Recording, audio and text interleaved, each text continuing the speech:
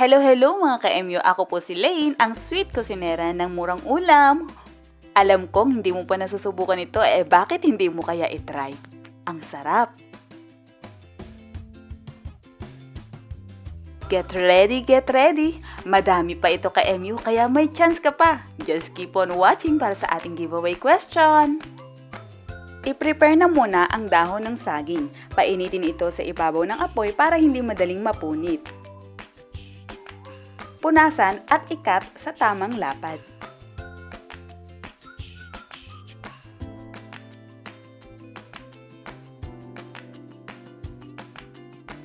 Sa isang pan, maggisa ng luya,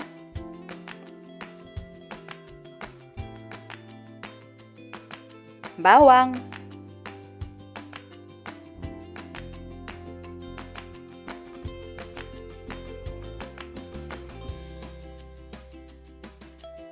sibuyas,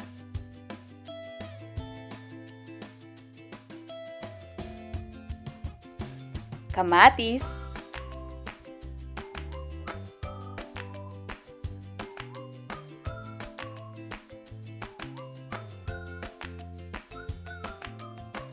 manok,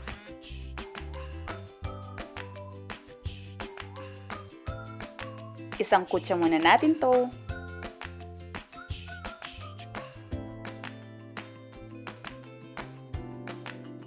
At timplahan natin ng 2 tablespoon na patis.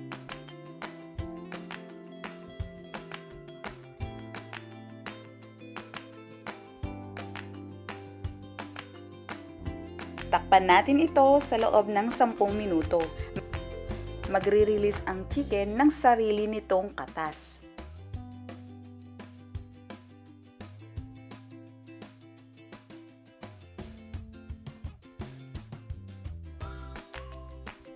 Ngayon, ilagay natin ang gata.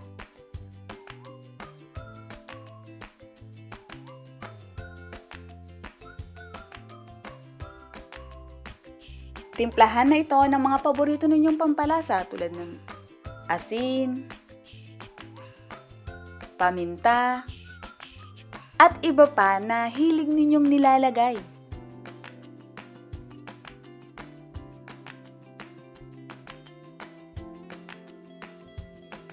Ngayon, maglalagay tayo ng kamyas. Tinapyas ko ang magkabilang dulo nito.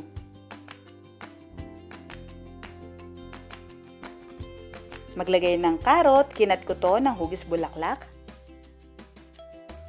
At maglagay din tayo ng tanglad o lemongrass stalk. Hiniwa ko doon ng 1 inch na haba. Pakuluan ng 5 minutes in low heat setting.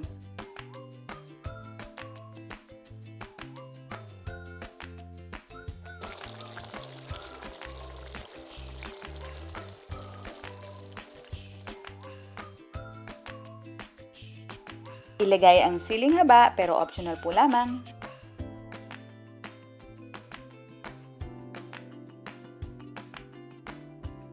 Ngayon, i-prepare na ang dahon ng saging. 2 ang gagamitin natin kada gawa. Ihulma sa malalim na mangkok at maglagay ng naluto nating chicken. Nasa sa inyo kung ilang chicken ang ilalagay ninyo kada dahon. Ako, ang nilagay ko po ay 3 piraso. Lagyan din ito ng karot, kamyas, tanglad, sili at sabaw. Isara ang dahon ng saging. Gumawa muna ng hugis bangka.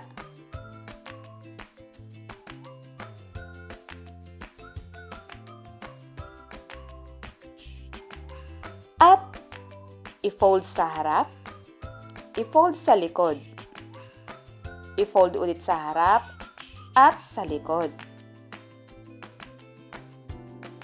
Ngayon, ilak ito ng toothpick.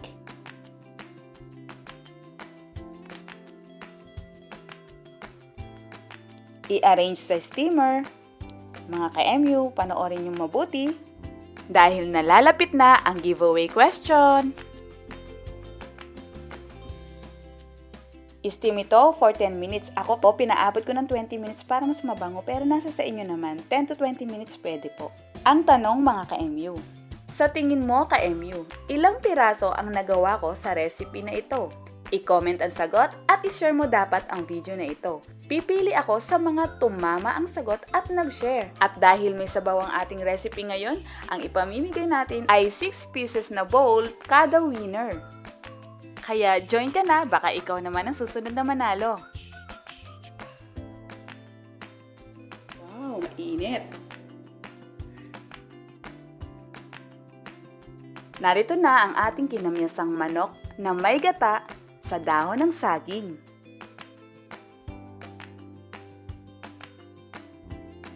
Mga kaMU, maaari nyo itong lutuin pag day off para sa bonding ng buong pamilya.